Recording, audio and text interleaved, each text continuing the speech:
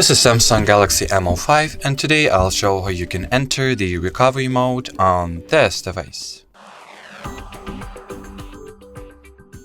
So at the start you will need to launch the power off menu and power off your device. So press and hold the power button for a few seconds here and then select the power off option. Once the device is entirely shut down, you will need to simultaneously press and hold the power and volume up keys. And do that until you'll see the Samsung logo on the screen, and once you will, simply let your finger go. It is also possible that it will not allow you to access the recovery mode without connecting your Samsung phone to the computer first. So if this method did not work, try taking the USB cable and connecting your phone to the computer. Doesn't necessarily have to be a PC or laptop or MacBook, just any computer will do.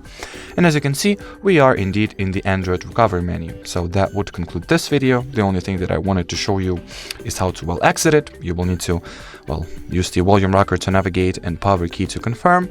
So either select the power off option at the very bottom, or the reboot system now option, which will just simply restart the device and get you back to the normal operating system state. And as far as this video goes, that'll be it. So thanks for watching, and bye bye.